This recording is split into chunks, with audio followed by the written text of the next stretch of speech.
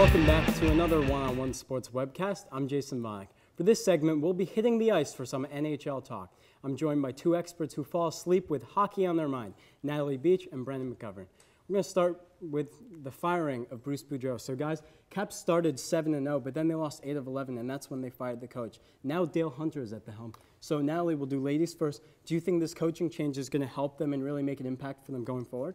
Absolutely. The Caps have so much talent. The problem was definitely not with the players.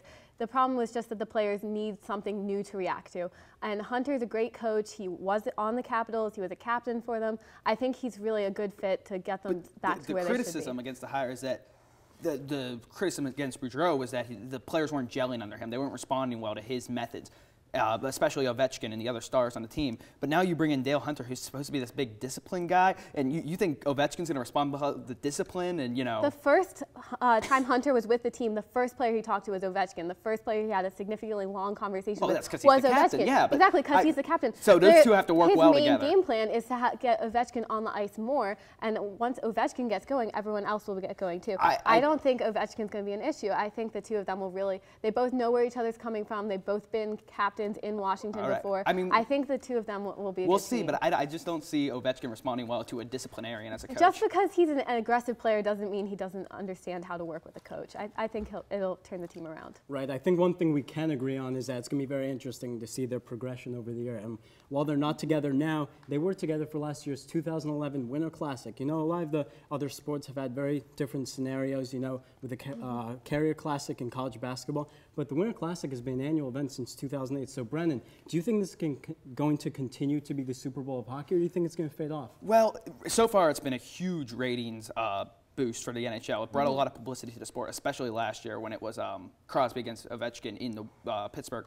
But the problem is, I think eventually the novelty is going to wear off because obviously due to, you know, it's outdoors, you can't do it south. You can't have Tampa and Florida playing the Winter Classic. So you're going to have to keep playing with the same teams. You can use Canadian teams, but that's not going to draw in a U.S. audience. I completely disagree. I think that it just keeps getting better and better. I think last year when it got moved accidentally to primetime, I think that was absolutely huge for it. I think they're learning every year ways to draw more of an audience. Well, but they're still this year it's a 1 o'clock start. But I mean, Pittsburgh's already played twice. Philly's playing in there twice this year. I think it's going to be the same teams. It's going to be Boston, New York, But it doesn't Philly. have to be. They could definitely expand it and have like maybe a beach classic and see how that would draw more. How are they going to have ice on the beach? That doesn't even make sense. Well, exactly. That's the whole draw. Once they figure that out, it'll I guess get Disney a huge could figure audience. it out if they wanted to have, you know, we have the technology to figure that out.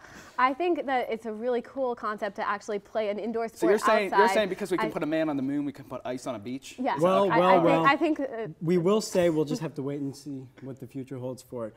But one of the things the game definitely did do is it brought a lot of fans and brought more attention to the games. Now that the NFL, basketball, they've really started to strive and really do well, it's been kind of tough for the NHL to get some fan base. So, Natalie, what do you think is going to be crucial if the NHL wants to get a better U.S. fan base?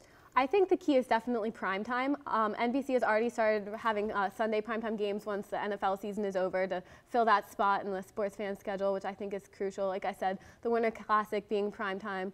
I think more like marquee events is the best way to get it in. And also more just network coverage on channels that everyone Well, I agree, and watch. it sounds like Versus is actually going to choose to change to NBC Sports, which is probably going to be huge for the league because that's a sports brand, NBC. But what they need to do is they need to promote the team aspect of the game because the other sports, for the NBA, for example, which is probably most similar to hockey, that's built on individual superstars, LeBron, Nowitzki, Kobe Bryant, all these guys. But if you put in hockey has a few superstars, but not as many. So you have to emphasize the team aspect of the game. Not as many when you look at hockey players are household names as other sports. It's mainly because people can't pronounce them. But like if you look at HBO 24/7 and stuff like that, last year the Capitals have their own show, and they're doing it again this year. That shows how. Because hockey is sort of the ultimate team sport. It shows how close these players are. It's all about getting teams in their local area to get the fans to care about the team. Exactly. Right. I think one of the biggest things, as you guys both said, is really promoting. You got to start with the basics. I think if the NBA had a lockout throughout the year, that would have definitely helped. Obviously, that didn't help. But, I mean, again, as you said, promotions. I think you got to start with the basics. So it's all the time we have for this block. Thanks again for listening in to One-on-One's last webcast of the semester. Coming up next, Nick will be talking football with two of our NFL experts. Stay tuned.